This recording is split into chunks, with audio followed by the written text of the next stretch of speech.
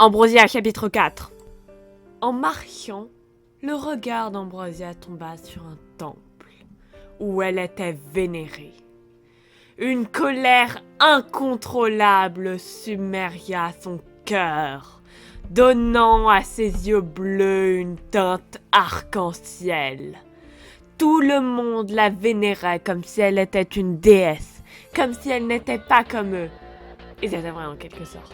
Cependant, il n'arrivait pas, n'essayait pas de la comprendre, de devenir son amie. Et elle se sentait tellement seule. Sa vie était tellement dure, la plus dure du monde. Et personne ne le savait. Elle perdit soudainement le contrôle de sa magie.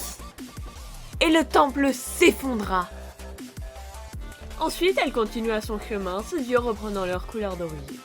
Elle retourna à l'école. Ah, Ambrosia, vous êtes enfin là, dit sa professeure. On vous attendait pour commencer les cours. La femme la guida vers la cour de récréation. La princesse rejoint ses camarades de classe. Enfin, soupiration. Ça fait trop.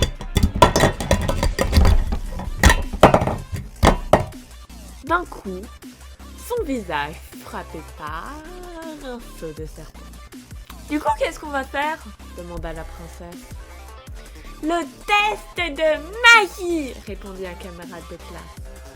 Très bien, commençons, dit le professeur. Plusieurs élèves passèrent, mais nous ne mentionnerons bien évidemment que les personnages importants. Il semblerait que le test soit simplement de mettre ses deux mains sur une tablette de pierre. C'est tout. Nectarine, 100 sur 100. Toute la classe était surprise par le score de Nectarine. Un 100 sur 100 était très rare et n'arrivait qu'une fois par siècle environ. Merguez, 13 sur 100. Des ricanements retentirent parmi les élèves. 13 était un score bas, même pour quelqu'un qui n'était pas de la famille royale. Bien évidemment, Ambrosia ne prit pas part aux moqueries. Jean, 37 sur 100. Oh mon Dieu, il y a de la magie. Et enfin, après un long moment, et enfin, la meilleure pour la fin, Ambrosia! La princesse se leva enfin, après avoir entendu pendant tellement longtemps, et posa ses deux mains sur la pierre. Elle glapit en surprise à l'étrange sensation du toucher de la roche. D'un coup, pendant son test, une voix retentit. Oh mon Dieu, une météorite arrive. On va tous mourir. Bouh. Les professeurs commencèrent à évacuer les élèves. Cependant, Ambrosia, parce qu'elle est tellement cool et sympa et qu'elle n'a pas détruit un temple avec des gens à l'intérieur il y a 2 minutes, lança une pichonnette vers le ciel. La météorite s'envola vers d'autres cieux. Ah! Oh mon Dieu, la météorite repart. On va survivre. Youpi! Tout le monde revint dans la cour et admira Ambrosia. Et puis ils l'applaudirent. Bravo Ambrosia, que t'as avec toi!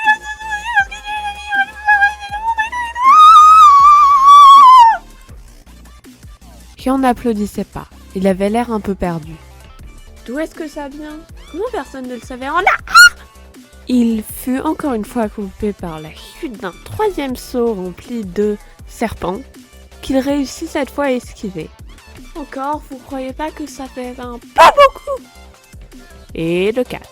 Lorsque la professeure lut le résultat du test de Ambrosia, son visage heureux fut remplacé par une expression de surprise. Ambrosia, infini sur 100. Les applaudissements recommencèrent, retentissant comme un arc-en-ciel noir et blanc.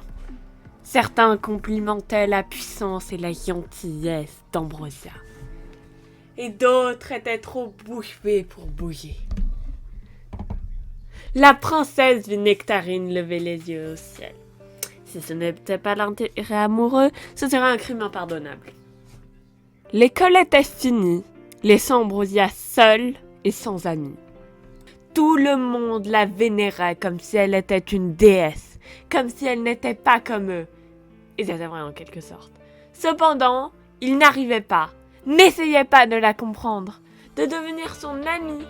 Et elle se sentait tellement seule. Sa vie était tellement dure, la plus dure du monde. Et personne ne le savait. Sérieusement, un soupira deux. T'inquiète pas, personne va remarquer. En sa colère, elle décida d'invoquer une lance. Alors qu'un gamin sautillait joyeusement, jouant avec ses amis, elle le transforma en brochette d'ange. Et après cela, il mourut. Sa colère ne fit que grandir. Comment quelqu'un osait-il mourir en sa présence? Personne ne la respectait. Alors qu'elle s'apprêtait à embrocher l'un de ses amis, il dit, l'ami peint, pas longtemps qu'elle a embroché parce que il est giga mort.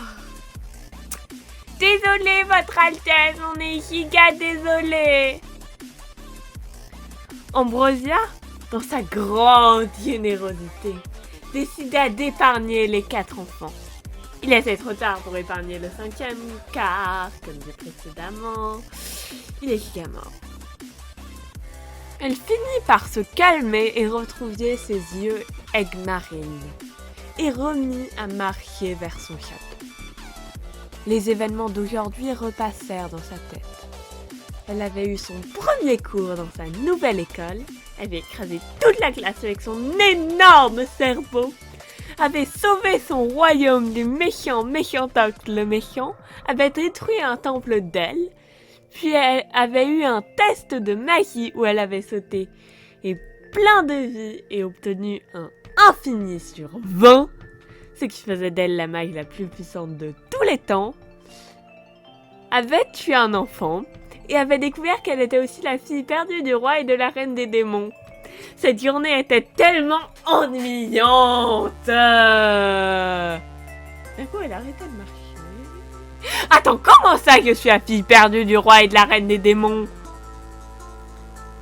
D'un coup, un escalier écarlate et ébène vers les profondeurs des enfers s'ouvrir devant ses pieds.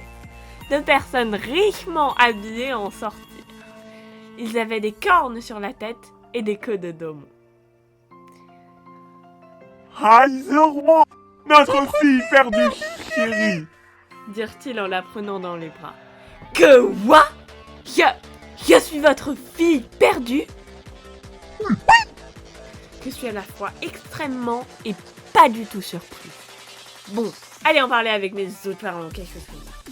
Et Ambrosia, Haïs-moi, continua son chemin vers le château, suivi de ses parents démons.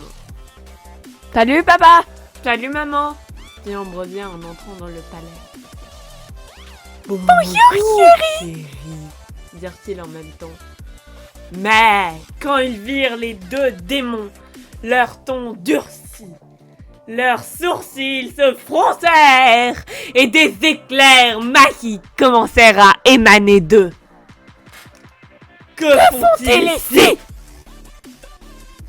Ce sont mes parents. Je crois. Aucune idée de ce qui se passe. Débrouillez-vous. Et sur ces mots, Ambrosia s'envola et s'assit sur le balcon. Un verre de jus de fruits non identifié et non alcoolisé à la main, parce qu'elle a 12 ans, en regardant l'échange de ses parents en contrebas. Comment ça? Vous êtes les parents d'Ambrosia. Vous n'êtes que des nuls. Comment auriez-vous vous donner naissance à l'être le plus parfait.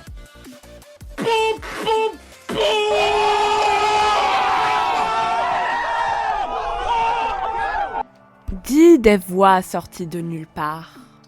Attends, est-ce que tu parles à nous?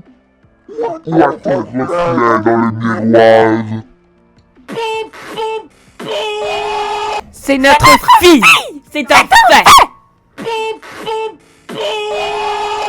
Nous sommes aussi certains de nos affirmations que vous.